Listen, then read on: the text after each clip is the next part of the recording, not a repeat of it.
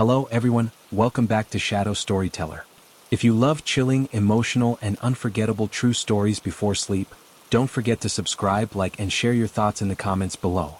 Every night, I'll take you into the heart of real human experiences, moments of fear, hope, and survival.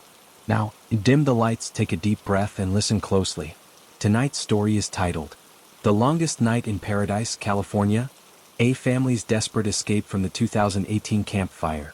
It was the morning of November 8, 2018, in the quiet town of Paradise, California. The sun had barely risen over the ridge of the Sierra Nevada foothills, and the air carried a strange, dry stillness. Inside a small two-story house on Skyway Road, the Anderson family, Mark, his wife Lydia, and their two children, Evan and Sophie, were finishing breakfast before school. The day began like any other, except for one small, unnerving thing: a faint smell of smoke drifting through the open kitchen window. At first, Mark thought it might be a distant brush fire, the kind that came and went every summer. But within minutes, the light outside shifted, turning from golden morning rays to an eerie orange haze. The air thickened. Ash began to fall, soft and silent, like snow. Lydia stood frozen by the window, her coffee trembling in her hand. "Mark," she whispered, "the sky, it's turning black." By 8:30 a.m., the emergency alerts started buzzing on their phones, one after another. "Evacuate immediately." The campfire, a name they didn't yet know would become infamous, was racing toward Paradise at a speed no one could imagine. Mark ran outside, his eyes stinging from the smoke. The sound was like a roaring freight train. Neighbors were shouting, car doors slamming, dogs barking. Somewhere in the distance, propane tanks were exploding, deep, thunderous booms that echoed through the narrow streets.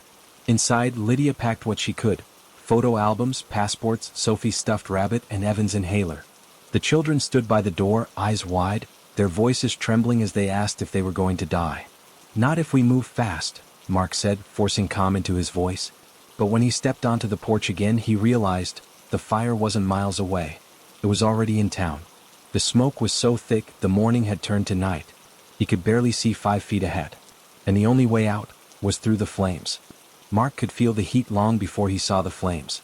It pressed against his skin like the breath of some enormous beast, invisible but suffocating. He rushed to the garage, fumbling with the keys, his fingers slick with sweat. The power had already gone out, leaving the garage door frozen halfway open. He cursed under his breath, then kicked the emergency latch free, forcing it up by hand. The metal screamed as it moved, echoing through the smoke-thick air. Lydia ushered the kids into the car, their silver Toyota Highlander. Sophie was crying quietly, clutching her stuffed rabbit so tight that its ears were bent. Evan tried to stay brave, whispering that everything would be okay, but his voice cracked with fear. When the engine finally roared to life, Mark looked out at the street. It no longer looked like paradise. The neighborhood was bathed in an orange glow, flickering and shifting like the inside of a furnace. Trees crackled and fell in the distance. A mailbox melted into a puddle of metal. Cars lined the road, horns blaring, people shouting for their loved ones. They inched forward, trying to join the slow line of vehicles heading toward Skyway, the only main road leading out of town. But traffic barely moved. Flames licked at the sides of the street, and power lines dangled like burning vines, snapping and sparking across the asphalt. Inside the car, it was suffocating. The air vents brought in nothing but smoke. Lydia tore a blanket from the back seat and told the kids to cover their faces. Mark turned on the headlights, though they barely cut through the black haze. He could see only the faint red glow of taillights ahead, floating in a storm of ash. "Keep going," Lydia whispered. "Don't stop." "I won't," Mark said, his hands gripping the wheel until his knuckles turned white. They crawled forward, sometimes stopping for minutes that felt like hours. Every now and then, someone's car would stall or a tire would burst from the heat, and people would abandon their vehicles, running down the road through the smoke. Mark tried not to look at them, tried to focus on the path ahead. But he couldn't forget the sight of a man stumbling past, clutching his dog, both of them covered in soot. The radio offered nothing but static until finally, a voice broke through, calm but urgent. It was the Butte County Sheriff's Department, warning that all routes out of Paradise were gridlocked, urging people to stay in their cars if possible. But what did "if possible" mean when flames were closing in from both sides? At 9:42 a.m., the fire reached Skyway Road. The smoke was so thick now it looked like night had fallen. The headlights of hundreds of cars created ghostly beams of light that vanished into the dark. The temperature outside had climbed above 1,000 degrees in some places, and the asphalt was starting to melt. Mark's phone buzzed with a message from his friend, Dan, who lived a few streets over. "We can't get out. Trying to make it to the church parking lot. Pray for us." Mark stared at the screen for a second, then put the phone face down. "We'll make it," he whispered to himself. "We have to." Sophie whimpered from the back seat. "Daddy, my bunny's hot." "I know, sweetheart," he said softly. "Just keep your head down." They moved another few yards, then stopped again. The roar outside grew louder, a wall of sound that seemed to come from everywhere at once. The fire had jumped the road. Embers rained from the sky like burning snowflakes. Some landed on the windshield and hissed, leaving tiny black scars in the glass. Lydia pressed her hand to her mouth, trying not to scream. "Mark, we can't stay here. It's too close." He looked around wildly, trying to find any open space. To the right was a small clearing, a parking lot beside a grocery store that was already engulfed in flames. To the left, a narrow dirt path led downhill toward what he thought might be a creek. He made a choice. He slammed the car into reverse, then turned sharply onto the dirt path. The tires spun, throwing dust and ash into the air. The kids screamed as the car bounced over rocks and roots. Branches scraped the sides, sparks falling around them. "Where are we going?" Lydia cried. "Downhill," he shouted. "Fire burns uphill faster. We've got a better chance this way." They drove for what felt like forever, following the faint shape of the path as it twisted between trees. The air grew even darker, like driving through smoke at midnight. Mark could barely breathe. Every inhale felt like swallowing fire. Finally, the ground leveled out, and through the haze he saw a glimmer: water. A small creek cutting through a narrow ravine. He stopped the car and turned to Lydia. "We can't drive any farther. We'll have to go on foot." Lydia nodded, eyes red from the smoke. She grabbed the emergency blanket, wrapped it around the kids, and opened the door. The heat outside hit them like a wave. The sound of burning trees echoed through the canyon, sharp cracks like gunfire, followed by the deep whoosh of falling branches. They stumbled toward the creek, holding hands, slipping on rocks and mud. The air shimmered with heat. Sophie coughed so hard she could barely stand. Mark scooped her up and kept moving. The water was shallow, barely ankle deep, but it was cooler than the air. They waded in, kneeling down to soak their clothes. "We'll stay here," Mark said, his voice hoarse. "Just stay low. Keep your heads wet." The smoke rolled over them, thick and choking. Sparks drifted down, some landing on the blanket. Lydia patted them out with her bare hands. The children were crying now, terrified and exhausted. For hours, it was nothing but darkness and noise. The sky roared. Trees exploded. The air smelled of burning pine and melted metal. Every breath burned their lungs. They huddled together in the water, praying that the wind would shift, that somehow the fire would pass them by. At one point, Mark looked up and thought he saw shapes moving through the smoke. Headlights again, maybe, or rescue crews. He wanted to call out, but his voice was gone. He pressed his forehead to Lydia's shoulder and whispered, "We're still here." Time lost all meaning. Minutes blurred into hours. The roar began to fade, slowly, replaced by a hollow silence that felt even more frightening. The air cooled slightly and the orange glow dimmed to gray. When Mark finally lifted his head, the world around them was unrecognizable. The forest was gone. The trees were black skeletons. The ground was carpeted in ash. Their car, barely visible through the smoke, was half burned but still standing. Lydia looked at him, her face streaked with soot. "Is it over?" Mark didn't answer. He just took her hand, helped the children to their feet, and began to walk. They didn't know where they were going, only that paradise no longer existed. They walked for miles through the wasteland, stepping over twisted metal, fallen power lines, and the remains of homes they once knew. Every so often they'd find others, dazed, silent survivors wandering like ghosts. Some carried pets, others nothing at all. No one spoke much. There was nothing left to say. When they finally reached a clearing near a main road, the first thing they saw was a fire truck, red and shining even under the gray sky. A firefighter waved them over, shouting something they could barely hear. Relief flooded through them like water after a drought. Lydia collapsed to her knees. Sophie clung to her mother's side, too tired to cry anymore. Evan just stared at the horizon, where the smoke was still rising in dark towers. Mark looked back once, toward the place that had been their home, Paradise, California, now just a smoldering ruin on the edge of the Sierra foothills. He didn't know how they had survived. He only knew that they had. And that somewhere in the ashes, their story, like thousands of others, had just begun. Part 3, The Morning After Paradise. The first light of dawn crept over the valley like a secret, pale and cold. The air still carried the bitter scent of smoke and wet ash. A low fog hovered where the fire had passed, blending with the haze, making it hard to tell where the earth ended and the sky began. Mark Anderson sat wrapped in a gray blanket outside a makeshift shelter in Chico, staring at nothing. His hands trembled, though not from the cold. Lydia sat beside him, her arm around Sophie, who slept with her head in her mother's lap. Evan sat a few feet away, silent, eyes fixed on the ground. None of them had spoken much since the fire stopped. The shelter was set up inside a high school gym. Hundreds of people filled the space, their faces blank with shock. Some cried quietly, others stared at their phones, trying to reach family members who hadn't made it out. Volunteers moved between cots with trays of food, bottles of water, and soft, calm voices that sounded far away, like echoes in a dream. Mark felt detached, as if watching himself from somewhere outside his body. He kept seeing the same images again and again, the orange glow, the falling embers, the walls of fire closing in. He remembered the heat, the screams, the moment he thought they wouldn't make it. Every sound now, even the squeak of shoes on the gym floor, reminded him of crackling flames. By mid-morning, reporters began arriving. They spoke to officials near the entrance, cameras rolling, microphones held close to faces that looked as tired as his. Someone mentioned the name again, the campfire. That's what it was called now. The deadliest wildfire in California history. He heard numbers, thousands of homes destroyed, dozens feared dead. The words barely registered. A volunteer approached, asking if they needed anything. Lydia asked for coffee. Mark just shook his head. When the woman walked away, Lydia whispered, "I keep thinking about the photos. The ones I left on the piano." Mark nodded slowly. "I was thinking the same thing. The kids' school projects. The boxes in the attic." There was a long silence.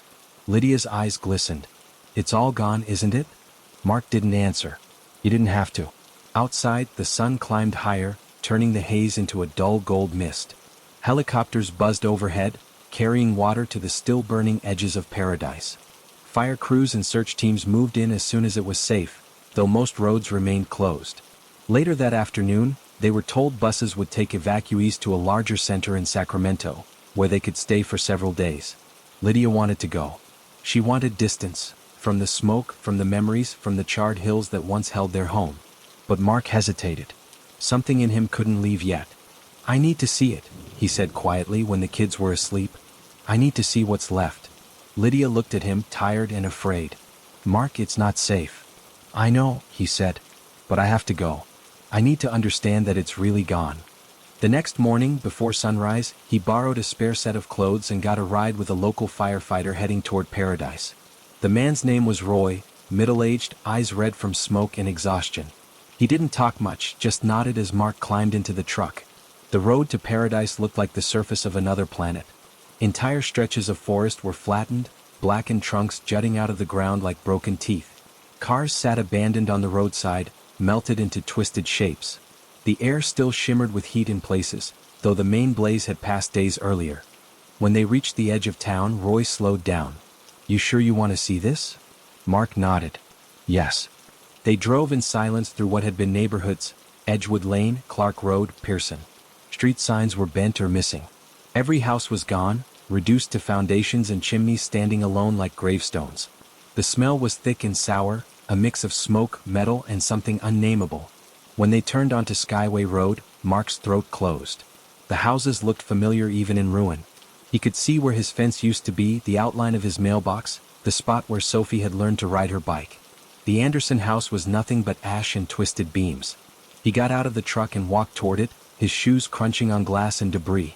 The front steps were gone, the roof collapsed. He stopped near what had once been the kitchen and saw the melted frame of the refrigerator, a warped sink, the ghost of a table leg poking through the rubble. The air was still hot enough to sting his skin. Roy stayed back, watching quietly. Mark crouched down, sifting through the ash with a stick. Most things crumbled to dust at his touch.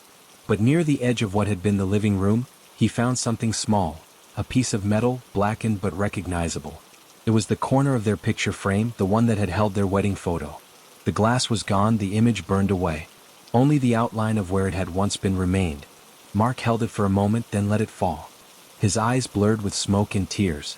When he returned to the truck, Roy said softly, "I'm sorry, man." Mark nodded again, unable to speak. They drove back in silence. On the way, they passed a group of firefighters digging through debris near a burned-out car. One of them waved, signaling that they'd found something. Roy slowed down but didn't stop. Mark looked away. Back at the shelter, Lydia saw him coming and ran to meet him. Her hands trembled as she touched his face. "You went back." He nodded. "There's nothing left." Her shoulders sagged.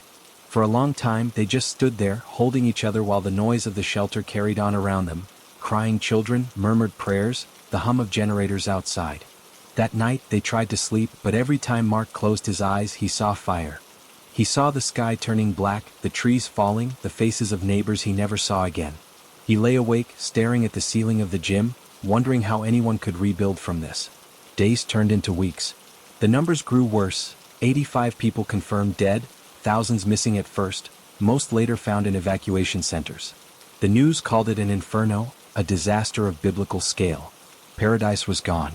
Only ash, twisted metal, and memory remained. The Anderson family moved between shelters for a while, then to a small motel in Chico. The kids started going to a temporary school in a community center. Volunteers brought clothes and supplies. Lydia spent her days helping other displaced families, her face calm though her eyes stayed distant. One afternoon, a man from FEMA visited, clipboard in hand. He talked about recovery funds, insurance claims, rebuilding permits. Mark listened, but his mind drifted. He couldn't picture rebuilding. He couldn't picture anything but the fire. At night, he walked outside the motel, looking toward the dark line of hills where paradise had been. He could still smell the smoke some nights, faint but real, carried on the wind. Months later, when spring came, they finally returned, not to live but to see what could be saved. The hills were green again in patches, tiny leaves sprouting from black branches. Nature was already beginning its slow, stubborn recovery. As they walked through what had once been their street, Evan picked up a stone from the ashes and turned it in his hand. "It looks different," he said quietly. "It is," Mark replied. "But it's still here." Sophie looked up at him, her voice small. "Will we ever go back?" He hesitated, glancing at Lydia, then at the hills. "Maybe not here," he said. "But we'll find somewhere new. We'll build another home. People do. They always do." They stood together for a long moment, the wind whispering through the ruins, carrying the faint sound of birds returning to the trees. Mark closed his eyes. For the first time in months, the silence didn't scare him. It felt like a beginning, fragile, uncertain, but real. Somewhere deep inside, beneath the grief and the memory of fire, something small began to flicker again. Not fear this time, but something brighter. Hope. The Anderson family settled temporarily in a quiet town called Red Bluff, about 50 miles south of Paradise. It was small, surrounded by open farmland and winding roads that stretched toward the mountains. The town was calm in a way that felt strange at first. No sirens. No orange sky. Just the hum of distant traffic, the rustle of wind through trees, and the soft creak of the motel sign outside their window. Mark found work at a construction company that specialized in cleanup and rebuilding after wildfires. Most of their jobs were in Butte County, so every few days he would drive back toward the burned areas. Each time, the smell of charred would return to him like a ghost. He tried not to think about it, but the memories came anyway. The heat. The sound. The moment he thought they wouldn't make it. Lydia started volunteering at a donation center in town, sorting clothes and supplies for evacuees who were still arriving months later. She kept busy, always moving, always talking softly to strangers who needed help. At night, when she came home, her hands smelled of laundry detergent and cardboard. She rarely spoke about Paradise. She would just sit on the edge of the bed and stare at her reflection in the window. Evan and Sophie went to a new school. The teachers were kind, and the other kids tried to be welcoming, but the siblings carried something quiet inside them that set them apart. When fire drills happened, Evan froze every time the alarm sounded. Sophie still slept with her stuffed rabbit, though its fur was gray from smoke that never fully washed out.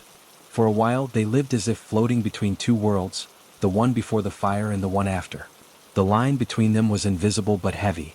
One afternoon in late summer, Mark drove north to help clear debris from a property in what used to be downtown Paradise. The town looked different now. Cleanup crews had removed most of the wreckage. Where houses once stood, there were flat lots of pale dirt, marked by address signs and small flags. New utility poles lined the streets, and in a few places, new foundations had already been poured. It was strange to see hope rising from ruin. He parked near what used to be a cafe, or what remained of it. The only thing still standing was the metal frame of the sign, bent but legible. He joined the crew, working quietly, loading blackened debris into dump trucks. The smell of ash still clung to everything, even the soil. During lunch, one of the workers mentioned he was from a neighboring town that had also burned years earlier. "You never forget it," the man said, staring at the hills. "It stays with you. You'll be washing dishes one day and suddenly you'll smell smoke that isn't there." Mark nodded. "It already happens." When the day ended, he walked alone for a while, following a narrow road that curved up a hill. From there, he could see what was once the heart of paradise. The layout was still there, the grid of streets, the outlines of neighborhoods, but it looked like a sketch drawn in charcoal. He imagined the town as it had been: trees arching over the road, kids riding bikes, the glow of porch lights at dusk. He thought of the phrase people used after the fire, "Paradise Lost." But standing there, he realized that wasn't quite true. The place still existed even if it was broken. It lived in memory, in the stories people told each other, in the will of those who returned to rebuild. When he got home that evening, Lydia was sitting at the small kitchen table, writing in a notebook. She looked up when he entered. "You smell like smoke again," she said quietly. He gave a half smile. "I guess it doesn't wash off easily." She closed the notebook. "Neither does the memory." He poured himself a cup of coffee and sat beside her. For a long moment they didn't speak. Then she said, "I've been thinking about moving again. Maybe closer to the coast. Somewhere green." Mark looked at her, surprised. "You want to start over again?" She nodded slowly. "I think we need to. The kids need to see something that isn't burned." That night, after the children were asleep, they talked about it for hours. About new schools, new jobs, new beginnings. It felt impossible but also necessary. The fire had taken their home, but if they stayed too close to its shadow, it would take the rest of their lives too. By early autumn, they packed what little they had and moved west toward a small town near Reading. The house they rented was small, painted light blue, surrounded by tall trees that swayed gently in the breeze.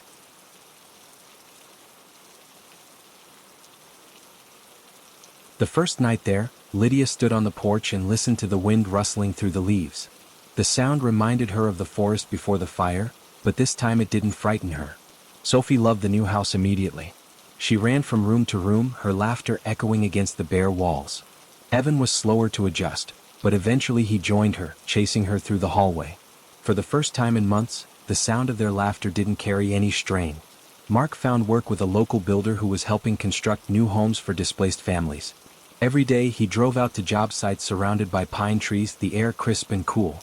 With each hammer swing, each wall that went up, he felt something heavy lifting. Building again was strange. It felt both like a reminder of what he'd lost and a promise of what could still be made. Lydia started painting again, something she hadn't done in years.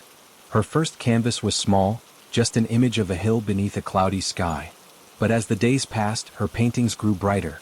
Sunsets, fields, faces, and once, a landscape that looked suspiciously like paradise before the fire. Sometimes she and Mark would sit together at night, looking at the stars. The air was clear, the horizon dark and wide. They didn't talk much about the past anymore. The silence between them had changed. It wasn't filled with pain now, but understanding. One evening, Evan came to them holding a school assignment, a story he had written for his class. It was titled "The Night the Sky Caught Fire." He read it aloud, his voice shaking at first but growing steadier as he continued. He described what he remembered, the smoke, the sound, the fear. But he ended it differently than his parents expected. He wrote that the night didn't last forever, and that even when everything was dark, they had stayed together. He said that was how they found their way out, not through light but through love. When he finished reading, the room was silent. Lydia wiped her eyes. Mark put a hand on his son's shoulder. "That's beautiful," he said quietly. Evan smiled faintly. "It's true." Months turned into a year. Paradise slowly began to rebuild, though the scars on the land were still visible from the highway. Every so often, Mark drove back with building materials or supplies, and sometimes he brought the family with him. They would walk the empty lots and see the new houses going up, bright and fresh against the blackened hills. On one of those visits, Sophie found a tiny sprout pushing through the ash near where their house had once stood. She knelt beside it, her fingers brushing its green leaves. "Look," she said softly. "It's growing again." Mark crouched beside her. Nature always finds a way. Lydia took a picture of the sprout, her hands shaking slightly. Later, she turned that image into a painting, a small green plant rising from gray earth, sunlight breaking through the clouds. She titled it "The Beginning After the End." Over time, life settled into something that felt almost ordinary again. The children grew. The nightmares faded. The fear of fire never fully disappeared, but it no longer ruled them. Every November, when the anniversary came, they lit a single candle at dinner and sat together in silence for a few moments. Not to relive the pain, but to remember the strength it had revealed. One evening, 2 years after the fire, Mark stood outside on the porch of their new home. The sky was clear, the air cool and still. He looked up at the stars and thought about all that had been lost, the town, the neighbors, the years of memories, and all that had survived. His family. His hope. He could still see paradise in his mind, but now it was softer, less like a wound and more like a memory that time had learned to hold gently. He realized that the fire had not only destroyed, it had also changed them, carved out something deeper. They had learned what it meant to lose everything and still find the strength to go on.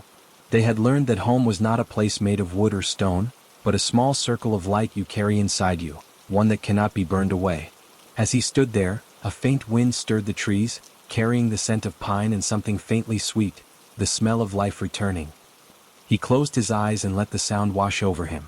It was quiet, peaceful. And for the first time in years, he didn't flinch at the sound of the wind. He turned toward the open door where Lydia was laughing softly with the kids. Warm light spilled out across the porch. He stepped inside, letting the door close behind him, leaving the night outside. The long night was over.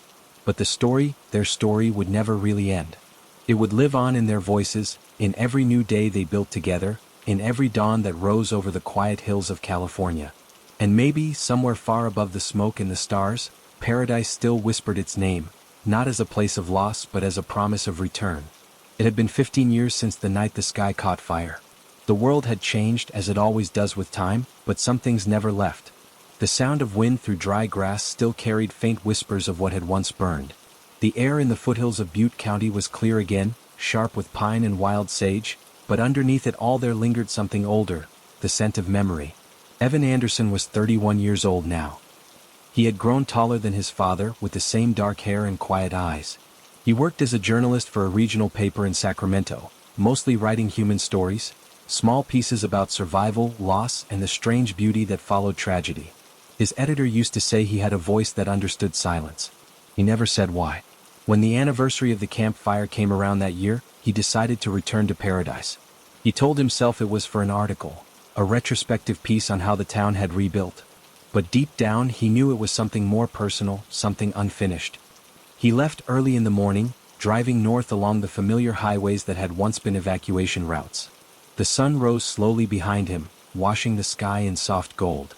Fields stretched out on either side, green and patient as if waiting for spring. The radio played quietly, though he barely listened. His mind wandered to the faces of his parents, now living peacefully near the coast. His father had retired from construction, spending most days fixing boats.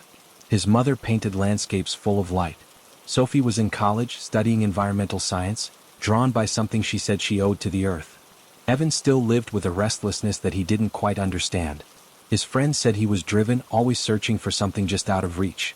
He wondered if that something had burned with his childhood home. As he drove closer, the landscape began to change. Hills rose on either side of the road, covered with new growth. Trees that had once been black skeletons now stood half-grown, their trunks scarred but strong. The air grew cooler, filled with the scent of pine resin. A new green sign appeared at the bend of the highway. It read simply, "Welcome to Paradise. Population 6,832. He slowed down. The last time he'd seen that sign, it was half-melted, hanging by a single bolt. Now it stood tall again, bright against the hillside. The town that stretched ahead was both familiar and foreign. Wide streets, new houses, fresh paint, and the faint hum of construction still at work. Small shops lined the main road, their windows filled with flowers and signs that said things like "Rebuilt and Proud" or "Phoenix Coffee, rising from the ashes." People walked dogs, children played outside, and the faint sound of laughter carried through the air. Evan parked his car near the community center. The last time he'd been there, it had been a pile of ash. Now it was a sleek, low building with solar panels glinting in the sun. He stepped out and stood still for a moment, breathing in the scent of new wood and asphalt. Inside he found a small exhibition dedicated to the fire, photos, artifacts, and stories. There were pictures of the old town, the evacuation, and the rebuilding process. A section of a melted bicycle hung on the wall, beside it a plaque that read, "Found on Pearson Road." belonged to a child who survived. He walked slowly through the displays, his chest tightening. Every object felt like a voice calling from the past. Near the end of the room, he stopped at a photo that made him freeze. It showed a creek surrounded by blackened trees, the same creek where his family had taken shelter that morning. The caption beneath it read, "Survivors waited here, trapped by fire, until the flames passed." His hands trembled slightly. The memory came rushing back, the choking smoke, the sound of his mother's breathing, the way his father's hand gripped his shoulder and wouldn't let go. For a long time he stood there without moving, the noise of the room fading away. When he finally stepped outside, the sun was high, and a breeze stirred the tall grass near the parking lot. He got back into his car and drove toward the old neighborhood, following streets whose names he still remembered: Edgewood, Clark, Skyway. Some were new now, others only half-paved. The GPS struggled to keep up, as if even the maps couldn't fully understand this rebuilt place. At the end of one road he found it, the spot where their house had once stood. The lot was still open, surrounded by a low wooden fence. Someone had planted flowers there, wild and uneven but bright. A sign hung on the fence, "Rebirth Garden, dedicated to all who lost and all who returned." He got out and walked toward it, his shoes crunching softly on gravel. The garden was small, filled with native plants that had grown strong in the rocky soil: manzanita, lupin, bluebells. Butterflies fluttered between them, tiny flashes of color. In the center stood a young oak tree, its branches spreading toward the sky. Evan knelt beside it, brushing his hand against the trunk. The bark was rough and cool under his fingers. He thought of the tiny sprout his sister had found here years ago. Maybe this was it, grown tall, defiant, alive. He sat down on the low wooden bench nearby and let the quiet settle around him. For a while he just listened, to the birds, the wind, the distant sound of hammers echoing from somewhere down the road. The world felt alive again. He pulled a small notebook from his bag and began to write. At first it was just notes for the article, numbers, dates, quotes he planned to gather later. But slowly the words changed. He found himself writing not as a journalist but as a son. He wrote about the night they fled, about the creek, about how his father's voice had sounded when he said they would make it. He wrote about what it meant to lose a home and still keep a heart. And as the words came, something inside him loosened, like a knot finally beginning to unravel. After a while he heard footsteps behind him. A voice said, "Beautiful, isn't it?" He turned. A woman stood there, maybe in her 50s, wearing work gloves and holding a small watering can. Her hair was streaked with silver, her face lined from years in the sun. "Yes," he said. "It's peaceful here." She smiled. "We planted this garden 5 years ago. It used to be empty land. Every plant here was grown by someone who lost their home. We wanted something alive to stand where the fire had passed." He hesitated, then asked, "Do you know who owns this lot?" She looked at him closely. "It belonged to the Anderson family. They never rebuilt, but they come back sometimes. You wouldn't happen to be?" He nodded. "Evan, I lived here." Her expression softened. "Your family's story was one of the ones we read when we started this project. Your mother's painting of the sprout, we used it as inspiration for the design. It reminded us that things can grow again." He didn't know what to say. For a long moment he just stood there, feeling the wind move through the grass. The woman placed the watering can beside the tree. "Would you like to do it?" she asked. He nodded again. She handed it to him. He poured the water slowly over the roots, watching it sink into the soil. When he looked up, the light had shifted, turning the leaves golden. The air shimmered softly, like memory itself. Later, as the sun began to set, he walked down the road toward where the creek still ran through the ravine. The trees there had grown back thick and green. The sound of water filled the air, calm and constant. He stood on the bank for a long time, watching the surface ripple. It looked nothing like the place he remembered, yet somehow it felt the same. He thought of his parents and sister, of the years that had passed, of everything fire could not destroy: love, courage, the quiet will to rebuild. He took a small stone from the water, smooth and pale, and slipped it into his pocket. A reminder, he thought, not of what was lost, but of what endured. That night he stayed in a small inn near the edge of town. From his window, he could see the faint glow of porch lights scattered across the hills, new homes where old ones had once stood. He imagined the families inside, cooking dinner, laughing, telling stories. Life continuing. He wrote late into the night. The article grew longer than he expected, blending fact with memory, turning into something that was neither news nor fiction but truth. He ended it with a line that came to him without effort: "Paradise was never about the place we lost. It was about the people who refused to stop calling it home. When he finished, he felt a strange calm. Outside, the stars were sharp and bright. The hills whispered softly in the wind as if approving. In the morning, before leaving, he drove one last time through the town. The sunlight filtered through the trees, dappling the road with gold. At the edge of paradise, he stopped his car and looked back. The new houses, the gardens, the laughter of people walking dogs, it all shimmered in the rising light. He smiled, touched the stone in his pocket, and whispered quietly to himself, "We made it through the fire." Then he turned the car toward the highway and drove away, leaving behind not the past, but the promise that life always finds its way back to light. As he disappeared down the road, the oak tree in the garden swayed gently in the breeze, its leaves whispering to the sky above the hills, the same hills that once burned, now alive with green. And somewhere far beyond the smoke and the years, paradise kept its quiet vigil, watching, breathing, alive again. The air was cool that morning, touched by the faint sweetness of spring. Mist hung low over the valley, wrapping the hills in silver. Sophie Anderson stood at the edge of the forest, her boots sinking slightly into damp earth. She lifted her head, breathing in the scent of pine needles and new growth. The smell was different now, softer, cleaner, but beneath it lingered a trace of smoke that the years could not completely wash away. 15 years had passed since the fire, and she had returned to paradise not as a frightened child but as a scientist. Her work with the state's reforestation program had brought her here, to help restore the ecosystem scarred by the flames that once chased her family through the dark. The irony was not lost on her. The very forest that had nearly taken their lives was now her responsibility to heal. She adjusted her backpack and stepped forward. The path before her wound between tall pines and oak saplings. Some trees still bore black scars along their trunks, but above them stretched new green canopies. Birds called from unseen branches, their songs sharp and bright in the still morning. Life had returned, quietly and without permission. Behind her, a small team of researchers unloaded equipment from a truck, soil sensors, seed containers, and water testing kits. Their voices rose and fell in low conversation, the rhythm of work already familiar. Sophie joined them, her movements steady, her mind half somewhere else. Paradise was alive again, but it wasn't the same. The town below looked different, neater, rebuilt, brighter, but she could still trace the outlines of what had been. The shape of the hills, the bends of the old roads, the creek where they had hidden. Some memories lay buried like roots beneath the soil, invisible but unforgotten.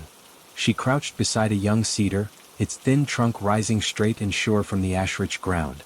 It was no more than 7 years old, but already strong enough to sway gently in the breeze without breaking. She brushed a hand against its bark. "You're doing better than we ever did," she murmured.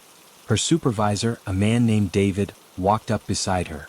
He had the kind of weathered face that belonged to someone who spent most of his life outdoors.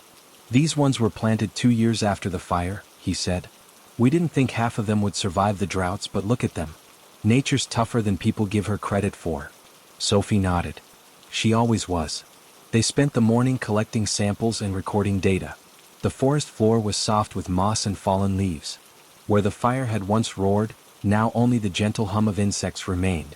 At midday they stopped by the creek, the same one from that night. The water ran clear now, tumbling over smooth stones. Small fish darted through the shallows. Sophie knelt at the edge, dipping her fingers into the current. The chill shot through her skin, sharp and grounding. She closed her eyes, remembering how it had felt before, the heat on her face, the roar of the flames, the way her father had told them to stay low and keep their heads wet. She could almost hear his voice again, calm but fierce. When she opened her eyes, the reflection of the sky rippled in the water. She smiled faintly. David stood a few feet away watching her. "First time back here?" he asked. She nodded. "Not since that day." He was silent for a moment. "I grew up near here too," he said quietly. "Lost my family's cabin in the fire.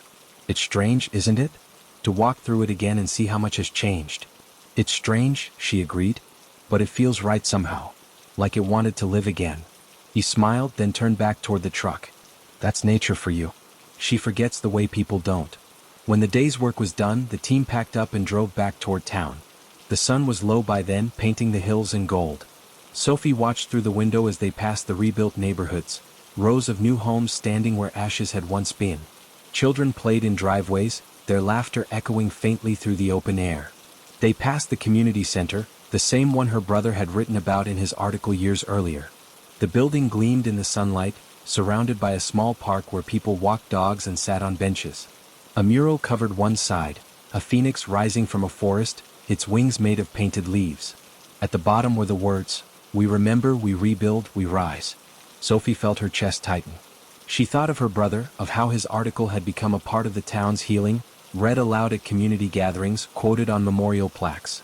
She wondered if he ever knew how much it meant to the people who stayed. The next morning she returned to the forest alone. The others were analyzing samples back at the lab, but she wanted to see the northern ridge, where her family's old neighborhood had been. She parked near a familiar turnoff, stepped out, and followed the narrow dirt path that climbed between the trees. The air was cooler up there, filled with the sound of wind moving through the branches. After a while, the path opened onto a small clearing. At its center stood the oak tree her brother had told her about, the one that had grown from the sprout she found as a child. It was tall now, its branches spreading wide, its leaves whispering softly in the breeze. Beneath it stood a wooden bench and a small plaque that read, "Rebirth Garden." She walked closer, her footsteps quiet on the grass. Around the tree grew wildflowers, bluebells, lupin, small bursts of yellow and white. Bees drifted lazily between them. She reached out and touched the trunk, feeling the rough bark beneath her palm. "Hello, old friend," she whispered. She sat on the bench and looked around. The world was green again, vibrant and alive. But if she closed her eyes, she could still see the fire, not as a nightmare anymore but as part of the story. It was no longer the thing that had destroyed her childhood. It was the thing that had shaped her, that had led her here. After a while, she took a small notebook from her bag, the same kind her brother used to carry. She opened it and began to write.